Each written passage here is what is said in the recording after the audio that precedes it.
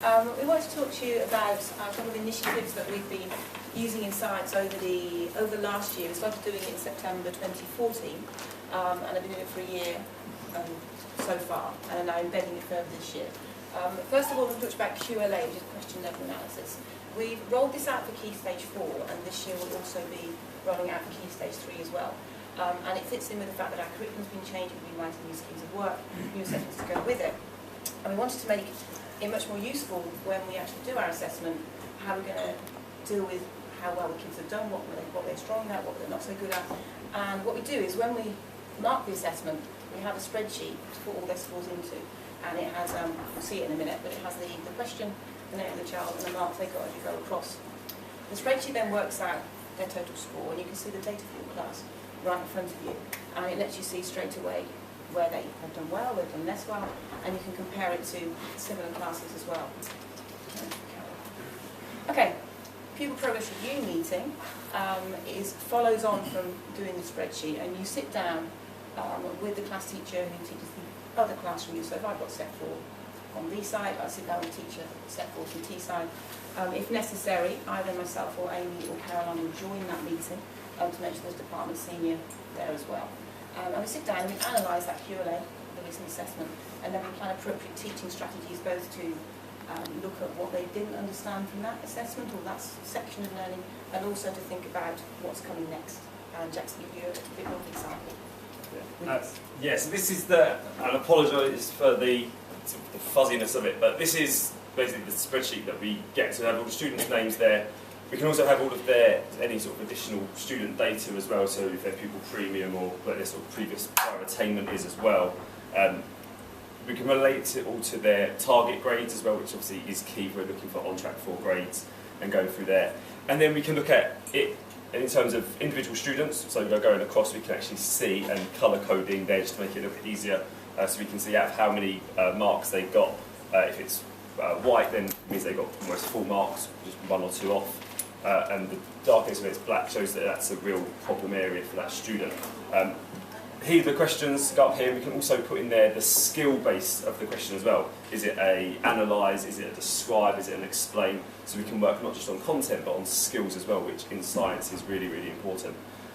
So as we can look at individual students, we can also look at questions and the skills themselves. So I know for my group here, this questions explain transformations and calculations. This is a problem area, so that is something that I would focus on pretty much straight away. Now, it was the next slide. That was one that you could use. Here's another way which as I've adapted it for yourself, you can change it, to make it easy for you.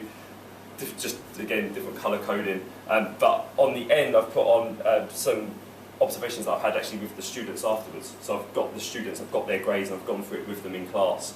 And we've gone through what were the problems that you had in that test, and what are some of the actions, what can I do and what can they do, which helps with that feedback, and they have a real key target to focus on. So again, when it goes through revision, it's not just, oh, I need to revise more. We can actually say, well, this was the problem that you had, and this is how we're going to improve next time. Yeah. All right, so the key to this is that then when we've sat down and actually talked together, as Jack showed the kind of information we're looking at, we then think, okay, well, there's some key areas that they clearly didn't get. So, for whatever reason, they didn't understand how to do the question, perhaps, or is it they actually didn't understand the content. Whatever that problem is, it's not just that we want to teach it again the same way we did before and go, oh, let's try again now, have they got it? The point of sitting down and having a discussion is to perhaps go, okay, well, if myself and Jack were teaching the same topic with similar kids, and his pupils did really well on a question and mine didn't, what did he do that was so effective? What were his strategies? What were his techniques? Can I try and do something a little bit different this time? And so we talk it through and we think about different ways we could try to teach that content to make sure they get it the next time. So it could be that we try and use different models, or we demonstrate it, or we get some slightly different questions or similar questions, whatever it might be. So it's not just a case of here's the exam and we're going over it again, kids. It's a case of teaching it differently so they understand it next time. When we first started doing this, the students weren't really that keen first time. They didn't really understand why they're doing it. Oh, we've done this before. But as we've been embedding it, they now understand why we're doing it, and they are expecting us to be doing it if they didn't get it first time around. And we think actually these things will be more engaged and motivated. Okay. This is becoming more important now. As we've got better at teaching essentially, we're better at teaching the first time around. The key area really is then we're sitting down and we're looking back. We also want to think forward to what they're going to be learning next and what's their next assessment going to be. Because we want to make sure that they are thoroughly ready for what their next test is going to be. And this doesn't mean that we're going to get the assessment out for the next chemistry topic and go, oh, we've got to make sure they can do that, that and that, we're going to teach them the test. It's not about teaching the test. It's about looking at the scheme of work and looking at the test and making sure that we're preparing them thoroughly for the content and the way it's being assessed. What skills do they need? How are they going to be able to apply that knowledge? Are they equipped to do it? And trying to embed exam technique into that everyday teaching. We can then talk to each other and talk about, well, what do we really need to focus on? Which lessons are the most important? Which skills are the most important? How should we do that lesson? Which will enable them to answer the question about it in the exam. And it helps to prioritise our teaching. So a way as well of helping, which is what I've started to do, and those of you in the focus group, it's the same thing as what I was talking about then. But being able to look at the assessment helps me personally in knowing what is going to happen with the students, what they're going to struggle on, and then that again gives me that kickstart into my teaching, into my planning. So here, as it says there, it gives me that likelihood of recognising and responding to the errors before they make them. We don't have time to go over every wrong answer that the bottom set year 11 are going to make, so we want to try and get it before they actually go through the problems in the first place. So just a question, and I just analysed it before I did it. This was my test. I did the test before I gave it to the students. I sat down, gave myself an hour, timed it, and went through it. Then with the mark scheme, went through, see if there's any points that I missed. And that's good as well for the students. You can say, I did this question and I only got 5 out of the 6 marks because this is a real tricky part that they're looking for. But went through it, show them, and then I'll show this to the students as well. I actually make it visible for them to see. Next one. This would be another picture.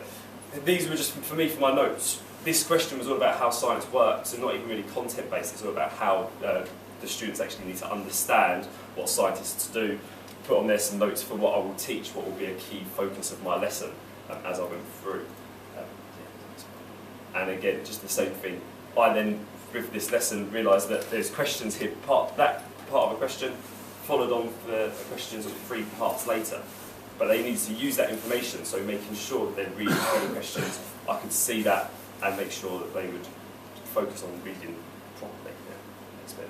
And just another picture there again as well. You'll be able to, this will be put on the system so you can see it. And again, just notes for me there, just notes for me to see what they've missed out and how to help them analyse questions. And then, why we are sharing this, why we chose, me and Helen sat down and tried to think what could we talk about in science that we think is really worthwhile of sharing. And it was this, the fact that we think in science and within the department, the collaboration between the teachers has been really, really important. It's actually meant that we're opening up those conversations and we're starting to improve our teaching. We can see faults and good stuff in what we're doing as well, and we can start to see, oh, that's really good. I like what we did there. Can I come and see it? Can I come and observe it? And it's not just doing the same old every single day. We can start to make little improvements on a daily basis, and I think that for me is the best thing. And that's it, perfect timing.